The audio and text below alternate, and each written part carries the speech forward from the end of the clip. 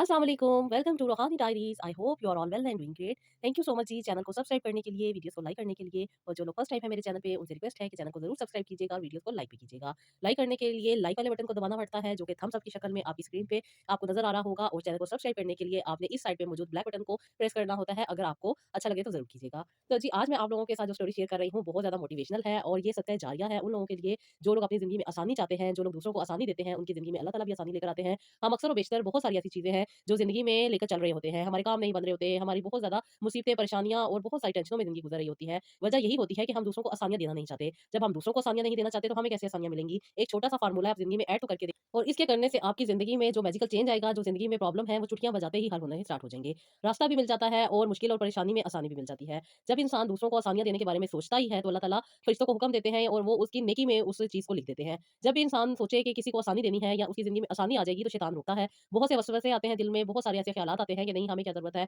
वो जाने उनका काम जाने या फिर ऐसी भी बातें आ जाती हैं कि आज हमने इसके साथ अच्छाई कर दी तो कल यही हमारे लिए बुराई का सबब बन जाएगी। तो ये सारे वो चीज़ें हैं जो शैतान हमारे दिल में डाल रहा होता है, लेकिन अपने दिल को समझाते हुए उठें और वो नेकी या वो जो आसानी आपने दूसरे की ज़िंदगी में देनी है वो दे दें, तो देखिए अल्लाह ताला आपको कितना ज़्यादा सुकून और कितना ज़्यादा आपकी ज़िंदगी में आसानियाँ ले आएँगे। तो जी ये तो थी एक छोटी-सी बात। तो जी आज की जो स्टोरी मुझे सेंड की है वो जी सिस्टर ने सेंड की है। उनकी ज़िंदगी में जो आसानी आई, जो उन्होंने अपनी ज़िंदगी में सूरह आले इमरान का जो मैंने वज़ीफ़ा बताया था वो उन्होंने अपनी ज़िंदगी में ऐड किया और बिलीव मी ये वो ऐसा फ़ॉर्मूला है, ये एक ऐसा वज़ीफ़ा है, ये एक ऐसा अमल है जिसके करने से आज तक कोई भी बेऔलाद खातून बेऔलाद नहीं रही। और मैंने अक्सर व बेशतर बताया है कि अगर आपको कोई ऐसा प्रॉब्लम चल रहा है, तो आप मुझे इंस्टाग्राम पे रूहानी डायरीज़ का पेज मौजूद है, आप वहाँ पे मुझे डीएम कर दें, तो आपको वो सारा प्रोसीजर मिल जाएगा कि किस तरीके से आपने सूरह आले इमरान का ये जो वज़ीफ़ा है, वो आपने अपनी ज़िंदगी में ऐड करना है और कौन-सा ऐसी चीज़ है जिसके ऊपर आपने दम करके खाना है। वजह ये होती है कि बहुत सारी ऐसी चीज़ें प्रॉब्लम चल रही होती है जिनका हमें पता नहीं होता। बेसिक चीज़ किसी भी औरत को प्रेग्नेंट होने के लिए न्यूट्रिएंट्स की ज़रूरत होती है, उसके साथ-साथ वो न्यूट्रिएंट्स प्रॉपर्ली हमारी बॉडी में काम करें और वो जो प्रॉब्लम हमारी ऑलरेडी बॉडी में मौजूद है यानी यानी कि जो शैतानियत हमारी बॉडी में मौजूद है जिसकी वजह से उसने हमारी ओवरी को स्टक किया हुआ है, हमारे जो यूट्रस है उसको स्टक किया हुआ है जिसकी वजह से हमें प्रेग्नेंसी नहीं हो रही, वो वहाँ से दूर हो जाती है। ये रूहानी तौर पे मैं आपको चीज़ें बता रही हूँ कि जब हम अल्लाह ताला के कलाम को पढ़ते हैं, सूरह आल इमरान की आयत पढ़ते हैं, तो हमारी इंटरनली क्लेंजिंग होती है। एक आपने सुना होगा डिटॉक्सिफाई करना बॉडी को जो कि हम खुराक के ज़रिए करते हैं और दूसरा होता है कि हम रूहानी तौर पे अपना इलाज करते हैं। तो दोनों चीज़ों को हम साथ लेके चलते हैं जिसकी वजह से अल्लाह ताला करम करते हैं और ये वो फ़ॉर्मूला है जिसके करने से आज तक कोई भी बेऔलाद नहीं रहा और अल्लाह के करम से जिसने भी ये अमल किया, जिस खातून ने ये अमल किया और जितने टाइम तक बताया गया उतने टाइम तक किया तो अल्लाह ताला ने उसे ना सिर्फ साहिब औलाद किया बल्कि आज वो बहुत ज़्यादा खुशहाली वाली ज़िंदगी जी रही हैं, बहुत ज़्यादा खुशियों वाली ज़िंदगी जी रही हैं और एक सिस्टर जिनकी आज मैं आपके साथ स्टोरी शेयर करूँगी वो कहती हैं मैंने एक नहीं मैंने कई बार किया और अल्लाह ताला ने मुझे कई दफ़ा साहिब औलाद किया। तो जी ये वो फ़ॉर्मूला है अगर आप भी अपनी ज़िंदगी में ऐड कर लेंगी तो इंशाअल्लाह ताला अल्लाह ताला आपके लिए भी रहमत के करम के दरवाज़े खोल देंगे और वो चीज़ जो आपसे दूर है वो आपको मिल जाएगी। तो जी सिस्टर लिखती हैं अस्सलाम वालेकुम आपी, मेरा ताल्लुक आपी ये लाहौर से है और मैं आपके साथ ये स्टोरी शेयर कर रही हूँ। इसलिए शेयर कर रही हूँ कि आपी एक नहीं बल्कि 2 नहीं बल्कि 3 दफ़ा मैंने ये अमल किया है और तीनों दफ़ा अल्लाह ताला ने मुझे साहिब औलाद किया है। आप ही मेरी मेडिकल हिस्ट्री ये थी कि मैं फर्स्ट टाइम जब डॉक्टर के पास गई तो मुझे कोई भी प्रॉब्लम नहीं था। डॉक्टर ने सिर्फ़ और सिर्फ़ मुझे ये बताया कि मेरी एक ओवरी पॉलीसिस्टिक है जिसकी वज़ह से मुझे कुछ मेडिसिन खानी पड़ेंगी और उसके बाद मुझे जो प्रॉब्लम है वो रिज़ॉल्व हो जाएगा। लेकिन अभी जब मैंने पॉलीसिस्टिक की मेडिसिन खाई तो उसके बाद पहले तो अल्ट्रासाउंड में मेरी एक ओवरी पॉलीसिस्टिक आई थी। लेकिन मेडिसिन खाने के बाद मुझे दूसरी ओवरी में भी सिस्ट आ गए थे जिसकी वज़ह से आप ही मैं बहुत ज़्यादा परेशान हो गई थी कि ये अब क्या होगा? मेरे फेस पे कोई भी बाल नहीं थे, मेरी बॉडी बिल्कुल ठीक थी। कोई भी ऐसा साइन मेरी बॉडी में मौजूद नहीं था जिसे पॉलीसिस्टिक ओवरी से रिलेट किया जाता। लेकिन अभी ये बात मेरे लिए परेशानी का बायस थी कि जब मैंने फर्स्ट टाइम अल्ट्रासाउंड करवाया तो उसमें मुझे कुछ भी प्रॉब्लम नहीं आया। लेकिन जब मैंने सेकंड टाइम करवाया तो डॉक्टर ने मुझे बताया कि मेरी एक ओवरी में सिस्ट मौजूद है। उसके साथ-साथ आप ही जब मैंने उनकी मेडिसिन खा ली तो उसके बाद उन्होंने मुझे बताया कि मेरी दोनों ओवरीज़ में सिस्ट मौजूद है। आप ही ये चीज़ मेरे लिए इसलिए भी प्रॉब्लम का बायस थी क्योंकि मैं कंसीव करना चाह रही थी और इसीलिए ट्रीटमेंट के लिए डॉक्टर के पास जाती थी। आप ही मुझे रेगुलर पीरियड्स नहीं आते थे, यानी कि मुझे इरेगुलरिटी चलती थी। कभी आ जाते थे और कभी नहीं आते थे। मोस्टली मुझे साल में 1 दफ़ा ही आया करते थे। लेकिन अक्सर और बेशतर महीनों में मुझे स्पॉटिंग हो जाया करती थी और ये बात मेरे लिए बहुत ज़्यादा परेशानी का बायस थी। इसलिए आप ही मैं शादी के 1 साल बाद ही डॉक्टर के पास गई तो डॉक्टर ने मुझे ये चीज़ बताई और जब उनकी मेडिसिन मैंने खा ली तो फिर ये चीज़ और बढ़ गई। आप ही मैं बहुत ज़्यादा परेशान थी इसलिए मैंने डॉक्टर चेंज की और दूसरी डॉक्टर के पास गई कि शायद इन्होंने कुछ गलत बताया है। लेकिन जब अभी मैं दूसरी डॉक्टर के पास गई तो उन्होंने मुझे कहा कि बेटा कोई बात नहीं है, सब कुछ ठीक हो जाएगा, बस आपने ये वाली मेडिसिन खानी है। लेकिन उन्होंने मुझे प्रॉपर प्रोसीजर बताया कि पहले वो मुझे 3 महीने मेडिसिन देंगी जो कि हार्मोनल पिल्स होंगी जिनकी वजह से मुझे रेगुलरिटी आएगी और फिर मुझे सेकंड डे पे इनके पास आना पड़ेगा, ये मेरा अल्ट्रासाउंड करेंगी तो उसके बाद नई मेडिसिन देंगी। अभी मैंने ऐसा ही फॉलो किया और डॉक्टर के पास गई। डॉक्टर ने मुझे जो हार्मोनल मेडिसिन दी हुई थी उसके बाद अभी मैं सेकंड डे पे यानी कि जब मेरा साइकिल स्टार्ट हुआ उसके सेकंड डे पे मैं डॉक्टर के पास गई तो डॉक्टर ने मेरा अल्ट्रासाउंड किया और कहा कि बेटा आपको कोई प्रॉब्लम नहीं है, अब आपने ये वाली मेडिसिन खानी है जिसकी वजह से आपको कंसीव होंगे। अभी मैंने वो 5 दिन मेडिसिन खाई लेकिन उसके बाद उन्होंने मुझे 12वें दिन अपने पास बुलाया था कि मैं आपका अल्ट्रासाउंड करूँगी और आपको मज़ीद मेडिसिन दूँगी ताकि आपका ओव्यूलेशन अच्छा हो सके। ये अभी वो बच्चे के लिए ट्राई कर रही थी और कंसीविंग के लिए ये मुझे मेडिसिन दे रही थी। इसलिए आप ही मैं 12वें दिन भी डॉक्टर के पास गई, लेकिन 12वें दिन उन्होंने देखा तो कुछ प्रॉब्लम थी, जिसकी वजह से उन्होंने मुझे कहा कि अभी आपको ये साइकिल इसी तरह जाना पड़ेगा और आपको नेक्स्ट साइकिल में डबल मेडिसिन दूँगी, जिसकी वजह से आपकी ओव्यूलेशन होगी। ये महीना मेरा ऐसे ही चला गया और अभी डॉक्टर ने जो मुझे मेडिसिन देनी थी, वो नहीं दी, बल्कि मुझे उन्होंने अगले महीने आने के लिए कहा। अब आप ही मुझे जब पीरियड्स आ गए तो उसी दौरान मैं सेकंड डे दोबारा डॉक्टर के पास गई। डॉक्टर ने मेरा अल्ट्रासाउंड किया और मुझे डबल मेडिसिन दी। जिसकी वजह से आप ही 12वें दिन जब मैं गई तो मुझे ओव्यूलेशन हुई हुई थी, जिसकी वजह से डॉक्टर ने मुझे दोबारा नई मेडिसिन दी और वो खाने के बाद मुझे उन्होंने बताया कि अब जो मेरा एग है वो रिलीज़ होगा, जिसके बाद मुझे कंसेप्शन के चांसेस हैं। इसलिए उन्होंने मुझे प्रॉपर प्रोसीजर बताया कि इस दौरान आपने अपना रिलेशन रखना है, यानी कि हस्बैंड के पास जाना है ताकि कंसीव हो सके। इसलिए आप ही मैंने उनकी गाइडलाइन पे पूरा अमल किया और इसी तरह चीज़ को फ़ॉलो किया। लेकिन आप ही इस बार भी मुझे पीरियड्स आ गए और कंसेप्शन नहीं हो पाई। फिर आप ही उन्होंने मुझे अगले महीने दोबारा बुलाया। इसी तरह आप ही यही प्रोसीजर दोबारा रिपीट किया और तकरीबन 3 महीने यही मेडिसिन खाने के बावजूद भी मुझे कंसेप्शन नहीं हो पाई। अब आप ही मैं बहुत ज़्यादा परेशान हो गई थी कि पता नहीं कौन-सा मसला है कि ये ठीक नहीं हो रहा। 2 साल हो गए हैं डॉक्टर्स के चक्कर लगाते हुए, लेकिन कोई फ़ायदा नहीं हो रहा। आप ही ये कहने को तो महीने का प्रोसीजर होता है, लेकिन ये महीने से ज़्यादा ही हो जाता है। इसलिए आप ही मुझे 2 से 3 महीने इन्हीं चक्करों में फिरना पड़ गया और यही प्रोसीजर लेती रही। इस बार डॉक्टर ने मुझे कहा कि अब हम आपको मेडिसिन के साथ कुछ इंजेक्शन देंगे ताकि आपकी ओव्यूलेशन और भी स्ट्रांग हो, ताकि आप कंसीव कर सकें। फिर आप इसी तरीके से उन्होंने ये अमल दोबारा स्टार्ट किया और दोबारा मुझे सेकंड डे पे बुलाया। जब मैं सेकंड डे पे गई, उन्होंने मुझे मेडिसिन दी और साथ ही मुझे कुछ इंजेक्शंस भी देने स्टार्ट कर दिए। अब आप ये इंजेक्शन लगवाना भी एक बड़ी ज़िम्मेदारी होती है, क्योंकि रेगुलर बेसिस पे ये बड़े इंजेक्शन लगवाने होते हैं और इसके लगवाने के बाद बहुत ज़्यादा मूड स्विंग भी होते हैं और बहुत ज़्यादा इरिटेशन भी होती है। ये मैंने इंजेक्शन लगवा लिए और इंजेक्शन लगवाने के साथ वही प्रोसीजर फ़ॉलो किया। इन्होंने दोबारा मुझे 12वें दिन बुलाया था, मैं 12वें दिन इनके पास गई। जब इन्होंने मेरा अल्ट्रासाउंड किया तो इन्होंने कहा कि ओव्यूलेशन हुई हुई है, बल्कि ओव्यूलेशन अभी बहुत ज़्यादा छोटी है, लेकिन 1-2 दिन के बाद आपने ने दूसरे इंजेक्शन जिनकी वजह से मुझे जो एग है वो रिलीज़ होगा, वो लगवाने हैं। फिर अभी मैंने 2 दिन के बाद वो वाले लगवाए और उसके बाद भी ये महीना खाली गया, कुछ भी फ़र्क नहीं पड़ा, बल्कि मुझे पीरियड्स आ गए। अब अभी जब मुझे दोबारा पीरियड्स स्टार्ट हो गए तो इन सारे प्रोसीजर के साथ-साथ एक डीमोटिवेशन होती जाती है। क्योंकि अभी ये भी मुझे प्रोसीजर 3 महीने ही रेगुलर बेसिस पे करवाना था। इसी तरह मैंने अभी इस प्रोसीजर को फ़ॉलो किया और इसी तरीके से डॉक्टर के पास गई, फिर डॉक्टर ने मुझे मेडिसिन भी दी और मेडिसिन के साथ उन्होंने मुझे इंजेक्शन भी दिए। इंजेक्शन के साथ वही प्रोसीजर जो मैंने पहले ट्रीटमेंट में किया था, उसी तरह उन्होंने मुझे गाइड किया कि मुझे 12वें दिन इनके पास आना है, फिर मुझे ओव्यूलेशन के लिए इंजेक्शन दिए जाएँगे, उसके बाद कंसेप्शन की ट्राई करना पड़ेगा और उसके बाद फिर रिज़ल्ट देखेंगे क्या होता है।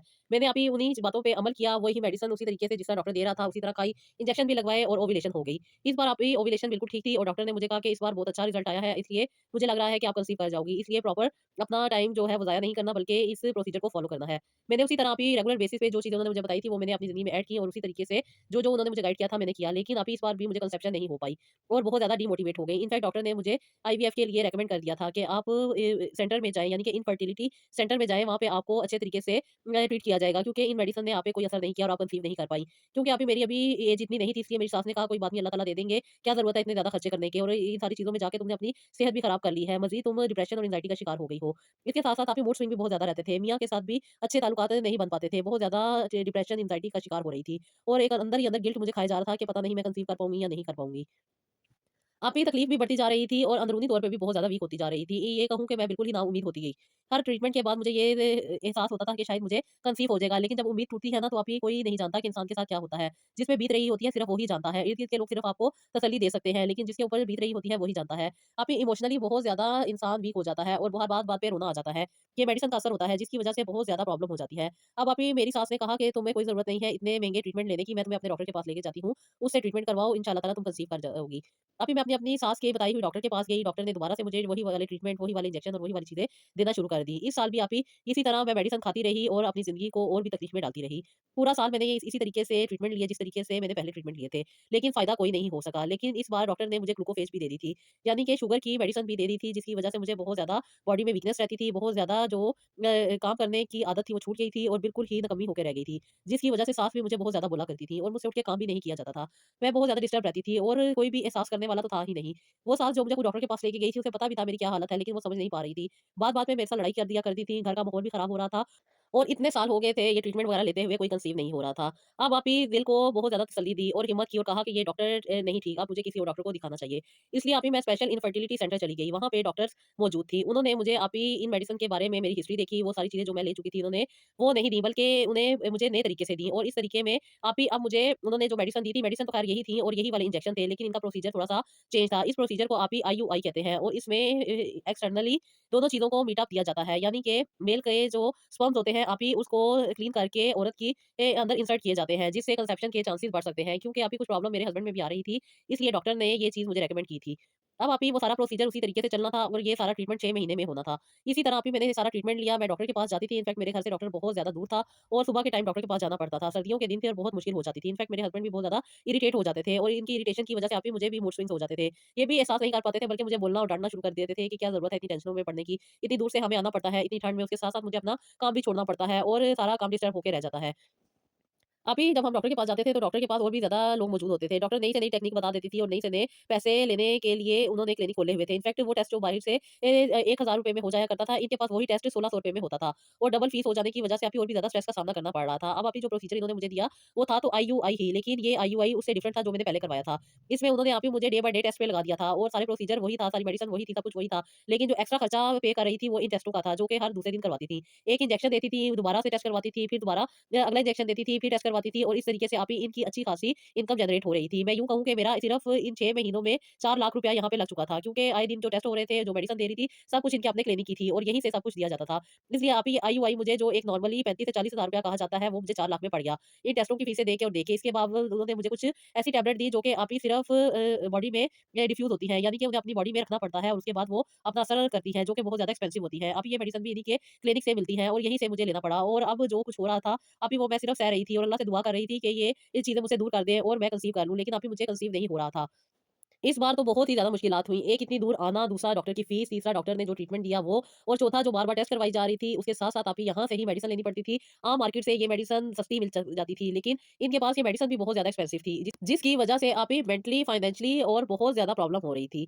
और इस बार तो आप ही मेरा भी दिल टूट चुका था कि ये डॉक्टर है कि चोर है, इतनी ज़्यादा एक्सपेंसिव मेडिसिन देने के साथ-साथ उस ट्रीटमेंट को करने के लिए भी इतना ज़्यादा टाइम कंज़्यूम करती है और उसके साथ फिर कह देती है कि जो अल्लाह की मर्ज़ी, अल्लाह ही की तो मर्ज़ी होती है, अल्लाह ने ही देना होता है। बस हम लोगों को ये बात समझ नहीं आती और हम डिफरेंट किस्म के डॉक्टर्स के पास चले जाते हैं। अब आप ही दिल भी टूट चुका था, मायूस भी हो चुकी थी और शादी को 8 से 9 साल भी हो चुके थे और इतना ट्रीटमेंट, इतना इलाज और इतना कुछ करवाने के बाद अब दिल तो पूरा ही टूट चुका था और साथ ही साथ आपकी उम्र भी बढ़ रही थी, जिसकी वजह से और भी ज़्यादा परेशानी का सामना करना पड़ रहा था। अक्सर और बेशतर डॉक्टर मुझे देखते सार ये कह दिया करते थे कि आप तो अभी छोटी-सी हैं और आपको क्या ज़रूरत है इन चक्करों में पड़ने की। मुझे समझ नहीं आती थी वो कहना क्या चाहते हैं, लेकिन असल में वो यही कहना चाहते थे कि क्या ज़रूरत है आपको हमारे पास आके बकरा बनने की, हमने तो आपको ज़िबा ही करना है। यानी कि हमने तो आपसे पैसे ही वसूल करने हैं और होना ना होना भी अल्लाह की मर्ज़ी है, क्योंकि आप ही मुझ में कोई प्रॉब्लम तो था ही नहीं। ये सब कुछ जो भी था वो अल्लाह की तरफ से था और जो चीज़ें हमें समझ नहीं आती, वो फिर हम इसी तरह कह देते हैं। क्योंकि हमारा अल्लाह ताला से कनेक्शन स्ट्रॉन्ग ही नहीं होता। हम सही तरीके से अल्लाह ताला से माँगते ही नहीं हैं। हम सही तरीके से अल्लाह से माँगे तो अल्लाह ताला हमें रास्ता भी दिखा देते हैं, हमारी मंज़िल को भी आसान कर देते हैं और अल्लाह ताला हमें वहाँ तक पहुँचा देते हैं जहाँ तक हमें पहुँचना होता है। अभी इतना अरसा गुज़र चुका था, घर का माहौल भी टेंस हो चुका था और मेरे वहम जो थे वो तो बहुत ही ज़्यादा हो गए थे। अजीब-अजीब से ख़्यालात आते थे, मियाँ की बेरुख़ी बहुत ज़्यादा नज़र आती थी, मियाँ का मूड स्विंग्स बहुत ज़्यादा फ़ील होते थे और मुझे लगता था कि शायद मियाँ मुझसे दूर हो गए हैं और अब मेरी ज़िंदगी में कुछ भी नहीं होने वाला। बहुत ज़्यादा मायूस हो गई थी अभी और अपनी तबीयत में भी बहुत ज़्यादा ख़राबी फ़ील करती थी, जिसकी वज़ह से अभी उठ नहीं पाती थी, काम नहीं कर पाती थी और सास के ताने अलग से सुनती थी। आप ही अक्सर और बेशतर मेरी सास तो यही कह दिया करती थी कि ये तो नकम्मी और नकारा हो गई है, मुझे अपने बेटे की दूसरी शादी कर देनी चाहिए। आप ही एक तो इतनी मेडिसिन खाने के बाद मेरा जो हालत थी वो बहुत ही ज़्यादा बुरी हो चुकी थी। किसी की छोटी से छोटी बात भी मुझे बहुत ज़्यादा बड़ी लगती थी और अब तो बहुत बड़ी-बड़ी बातें भी होने लगी थी। किसी से नहीं कुछ कह सकती थी, सिर्फ़ और सिर्फ़ अपने रब से ही रजू कर सकती थी। अल्लाह ताला से जब से रजू किया, आप ही तब से ही कुछ सुकून मिला है और तब से ही अल्लाह ताला ने मुझे आसानी अता की है। आप ही उस दिन जब मैं अपनी कज़न की शादी पे गई हुई थी, वहाँ पे मुझे पता चला कि दूसरे रूम में एक सेमिनार हो रहा है, जहाँ पे बहुत सारे लोग मौजूद हैं। जब आप ही हम लोग वहाँ पहुँचे, तो वो सब लोग वहाँ से जा रहे थे, जिसकी वज़ह से आप ही मुझे कुछ अंदाज़ा हुआ, क्योंकि कुछ ख़वातीन थी, जो कि वहाँ पे बातें कर रही थी कि बहुत अच्छा हुआ आज हमारी इनसे मुलाकात हो गई और इनकी वज़ह से कितना ज़्यादा हमें ज़िंदगी में सुकून मिल गया है। आप ही जब मैंने ये बात सुनी, तो मैंने उन आंटी को रोका और उनसे पूछा कि आंटी, किनसे आप लोग मिले हैं, जिनकी वज़ह से आपकी ज़िंदगी में सुकून आ गया? पता नहीं, ये अल्लाह ताला का कोई निज़ाम था, जिसने मुझे यहाँ पे मिलवाना था। तो आप ही उन्होंने मुझे बताया कि वो आपसे मुलाकात करके आई हैं। फिर आप ही मैंने भी कोशिश की, 2-4 और ख़वातीन से पूछा कि मुझे आपसे कैसे बात करनी है, किस तरीके से आपका कॉन्टैक्ट नंबर मिलेगा। मैंने उनसे आपका कॉन्टैक्ट नंबर लिया और आपको कॉल की। अभी तब से मुझे अल्लाह ताला ने वो रास्ता दे दिया जिसकी मुझे तलब थी। क्योंकि मेरी ज़िंदगी इतना अर्सा हो चुका था, खालीपन से गुज़र रही थी। ना ही मुझे सुकून था और बेचैनी थी कि बढ़ती जा रही थी।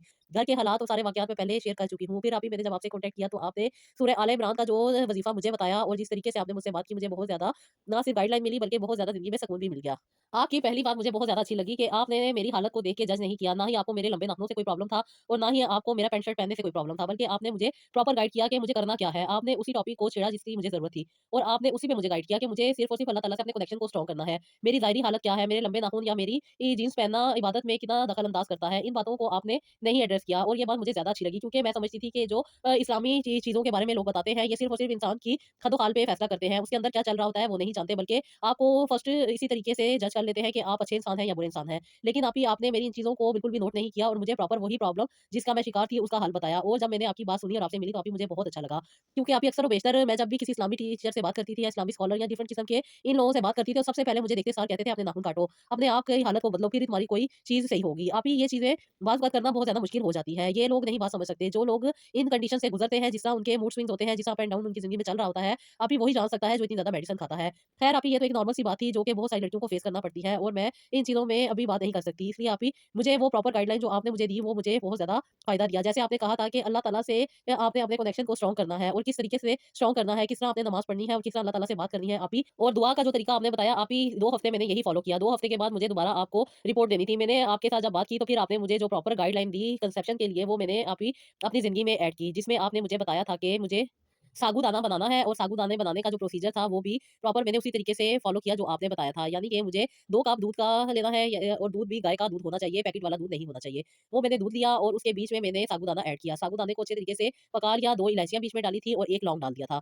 इस सारी चीज़ को पकाने के बाद मैंने इसके बीच में शक्कर डाली, शक्कर अगर नहीं है तो गुड़ डाल लिया और चीनी नहीं डालनी। ये मैंने मिक्स करके बना लिया। बनाने के बाद अभी मगरिब की नमाज़ पढ़ने के बाद सूरह आले इमरान की वो आयत जो आपने मुझे बताई थी नाक के ऊपर उँगली रख के पढ़नी है, वो मैंने पढ़ी और उसके साथ-साथ मैंने साबूदाने के ऊपर भी दम कर लिया। ये आधा साबूदाना मैंने खाना था और आधा साबूदाना मेरे हस्बैंड ने खाना था। और इसी तरीके से आप ही मैंने ये रेगुलर बेसिस पे किया और 3 महीने तक मैंने ये अमल किया। आप ही मुझे नहीं पता था, मैं सिर्फ़ और सिर्फ़ इस ज़िद में कर रही थी कि बस अल्लाह ताला मुझे साहिब औलाद कर दे। किसी भी महीने में मुझे कोई उम्मीद नहीं लगी, कोई मुझे मेंटली तौर पे डिस्टर्बेंस नहीं हुई, कोई भी मुझे प्रॉब्लम का सामना नहीं करना पड़ा क्योंकि मैंने कोई भी चीज़ एक पॉइंट पे नहीं रखी हुई थी, बल्कि मैंने सब कुछ अल्लाह ताला पे छोड़ा हुआ था कि अल्लाह ताला ने देना हुआ तो ज़रूर दे देंगे। इसमें मेरे कोई पैसे भी नहीं लग रहे थे। किसी इलाज के लिए मुझे कहीं जाना भी नहीं पड़ रहा था और रेगुलर बेसिस पे जो चीज़ें हम करते हैं, वही कर रही थी। बल्कि आप ही जब 3 महीने रेगुलर बेसिस पे मैंने साबूदाना इस तरीके से खाया तो मुझे बहुत ज़्यादा हेल्प भी फील हुई, मेरी जो वीकनेस थी वो भी कहीं दूर हो गई और सबसे बढ़ के मेरे मूड स्विंग भी खत्म हो गए। मेरे मियाँ के साथ अटैचमेंट भी अच्छी हो गई और मियाँ के साथ मुझे और भी ज़्यादा अच्छा टाइम स्पेंड करने को मिल गया। इनफैक्ट मियाँ जब से ये खाना शुरू हुए थे रेगुलर बेसिस पे हमने ये 3 महीने खाया। इसमें हमें कोई भी प्रॉब्लम नहीं हुई। दोनों के मूड स्विंग भी खत्म हुए, दोनों की अटैचमेंट भी ज़्यादा हो गई और दोनों को एक क्वालिटी टाइम स्पेंड करने का भी मौका मिल गया।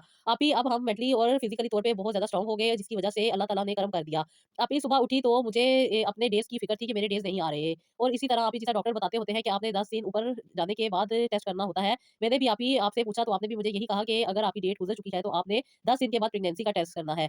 फिर आप ही मैंने इसी तरह किया। जब मेरे 3 महीने पूरे हो गए तो चौथा महीना स्टार्ट था और इस दौरान मैंने जब टेस्ट किया तो आप ही मैं अल्लाह का जितना शुक्र अदा करूँ कम है। मैंने कोई भी ज़्यादा चीज़ें फ़ॉलो नहीं की थी। जो बस एक चीज़ आपने बताई थी वो ही अपनी ज़िंदगी में ऐड की हुई थी और यही दुआ मैं पढ़ती थी जो आपने मुझे बताई थी सूरह आल इमरान की आयत। ये आयत मैंने साबूदाने पे दम करके खाई, नाक के ऊपर उँगली रख के वो आयत पढ़ती थी, मगरिब की नमाज़ के बाद पढ़ती थी और इसी तरह मैंने 3 महीने फ़ॉलो किया और आज अल्लाह ताला ने मुझे ये खुशखबरी सुना दी कि मैं साहिब औलाद होने वाली हूँ। अभी ये ज़िंदगी में पहला लम्हा था जब मुझे ये डबल लाइनें नज़र आई। अदरवाइज़ मैंने जब भी टेस्ट किया हमेशा मेरी एक ही लाइन आती थी इस स्ट्रिक में। अब अभी मैं बहुत ज़्यादा खुश हो गई क्योंकि मुझे तो बहुत ही ज़्यादा अल्लाह ताला ने वो नेमत अता कर दी थी जिसकी मुझे तलब थी और शादी के इतना अरसे के बाद इतने ज़्यादा ट्रीटमेंट और इतनी ज़्यादा परेशानी से गुज़रने के बाद आज जब मैंने ये 2 लाइनें देखी तो मैं अपने शुक्र की इंतहा नहीं बता सकती कि मैं कितनी शुक्रगुज़ार थी। अभी मैंने फ़ौरन से सुबह ही आपको फ़ोन कर दिया और उसमें मुझे शर्मिंदगी भी हुई कि आप कहीं सो रही होंगी और आपको मैंने डिस्टर्ब कर दिया। जब आपने मेरी कॉल पिक कर ली तो अभी मुझे बहुत ज़्यादा खुशी थी और मुझसे तो बताते हुए भी बहुत ज़्यादा अजीब-सा फ़ील हो रहा था और आपके को ने जब मेरे रोने की आवाज़ सुनी तो आपने मुझे पहले ही मुबारकबाद दे दी कि तुम्हें मुबारक हो। क्योंकि आप ही आपने मुझे बताया था कि ये वो ट्रीटमेंट है और ये वो अमल है जिसके करने से कोई भी ना उम्मीद नहीं रहा। बस इस यकीन से करना है कि अल्लाह ताला ज़रूर, ज़रूर, ज़रूर अता करते हैं और अल्लाह ताला ने मुझे अता कर दी। आप ही अल्लाह ताला ने मुझे एक खूबसूरत-सा बेटा अता किया और माशाअल्लाह से बहुत ज़्यादा खूबसूरत होने के साथ-साथ सेहतमंद भी था और अल्लाह का शुक्र है कि बहुत अच्छा था। आप ही अब मैं तो पहले ही इतने ज़्यादा ट्रीटमेंट करवा चुकी थी, उम्र जा रही थी। इसलिए आप ही मैंने सेकंड बार भी बहुत जल्दी ट्राई कर लिया और इसी तरह 3 महीने रेगुलर बेसिस पे यही प्रोसीजर किया और इस बार भी अल्लाह ताला ने मुझे एक और बेटा अता कर दिया। ये अल्लाह का करम था जो मुझे अल्लाह ताला ने अता किया। फिर आप ही लालच बढ़ गई और फिर मैंने थर्ड टाइम भी ट्राई किया और अल्लाह ताला ने फिर से मुझे साहिब औलाद कर दिया। इस बार अल्लाह ताला ने मुझे बेटी अता की। मेरी फैमिली आप ही कंप्लीट हो गई। मैं जितना शुक्र अदा करूँ तो कम है। मैंने इतने साल ट्राई किया, इतने साल मेडिसिन खाई, इतने साल तक मैं जगह-जगह फिरती रही लेकिन कोई फ़ायदा ना हो सका। लेकिन आप ही ये ट्रीटमेंट और ये अमल जब से मैंने किया अल्लाह ताला ने मुझे ना सिर्फ़ ज़हनी तौर पे सुकून दिया बल्कि मेरे जो भी प्रॉब्लम्स आ रहे थे वो सब के सब रिड्यूस हो गए। सब के सब के सब खत्म हो गए और अल्लाह ताला ने मुझे साहिब औलाद कर दिया। बहुत छोटी-सी चीज़ है साबूदाना जो कि अक्सर बेशतर हम लोग घर में बनाते हैं लेकिन पता ही नहीं होता कि इसके इतने फ़ायदे हो सकते हैं। असल में फ़ायदा साबूदाने का नहीं था बल्कि उस कलाम का था जो कि इसके ऊपर पढ़ा गया, उस यकीन का था जो इस पे रखा गया और उस कंसंट्रेशन का था जो चाहिए थी। बस जब दिल टूट जाता है तो इंसान का एक ही दर मिलता है जिसमें इंसान अपनी बात कर सकता है, मेरे रब का दर और अल्लाह ताला किसी को भी नाउम्मीद नहीं करते। अल्लाह ताला से कनेक्शन को स्ट्रॉन्ग करने से ही सब कुछ मिल जाता है। बेशक आप ही अल्लाह ताला आपको खुश रखे, अल्लाह ताला आपकी हर मुश्किल और परेशानी को आसानी में बदल दे और अल्लाह ताला आपको और भी ज़्यादा तौफीक अता फरमाए कि मेरी जैसी बहनों का भला हो सके। आप ही मैं आपके लिए हर वक़्त दुआ करती हूँ। अपने बच्चों को जब-जब देखती हूँ, आपके लिए दिल से दुआ निकलती है। अल्लाह ताला आपको खुश रखे आप ही। आपको बहुत ज़्यादा अल्लाह ताला नवाज़े और अल्लाह ताला आपको और भी तौफीक दे कि आप मेरी जैसी बहनों की मदद कर सकें। आमीन सुम्मा आमीन सिस्टर यही दुआ है कि अल्लाह ताला सबके हक में सब दुआएँ कबूल करे और जिसकी जो परेशानी है वो दूर हो जाए और अल्लाह ताला खुशियाँ अता करे। किसी एक का भी भला हो जाता है तो मुझे बहुत ज़्यादा खुशी होती है और मैं अल्लाह ताला का शुक्र अदा करती हूँ कि अल्लाह ताला ने मुझे इस काबिल बनाया कि लोगों की मदद कर सकूँ और लोगों की ज़िंदगी में आसानी ला सकूँ। बाकी अल्लाह ताला हमें हर तरह की मुश्किल परेशानी से निकाले, हर तरह की बुराई से दूर रखे और अल्लाह ताला हमारे गलती गुनाहों को माफ़ करे। इंसान है, कुछ भी गलती गुनाह हो जाते हैं तो अल्लाह ताला उसमें हमें माफ़ी अता करे, हमारे पे अपना करम बनाए रखे और हमें हर नेमत से मुस्तफ़ीद करे, दुनिया में भी और आखिरत में भी। आमीन सुम्मा आमीन। तो जी सिस्टर, ये था मेरा आज का व्लॉग। आई होप आपको पसंद आया होगा। मेरे लिए ज़रूर दुआ कीजिएगा। मेरी तबीयत ठीक नहीं है, बहुत मुश्किल से मैं वीडियोज़ बना रही हूँ, तो दुआ कीजिएगा कि अल्लाह ताला मुझे सेहत याब कर दें और जल्दी से मैं आपके लिए बहुत अच्छी-अच्छी वीडियोज़ लेकर आऊँ और आपकी ज़िंदगी में भी बहुत ज़्यादा मोटिवेशन हो। तो जी आप ज़रूर बताइएगा अपना फीडबैक कि आप लोगों ने अगर ज़िंदगी में कुछ परेशानी या कुछ चीज़ों को रिज़ॉल्व किया या आपकी ज़िंदगी में जो आसानियाँ आई तो उसको ज़रूर शेयर कीजिएगा। तो जी नेक्स्ट व्लॉग के लिए मुझे इजाज़त दीजिएगा। अल्लाह हाफ़िज़।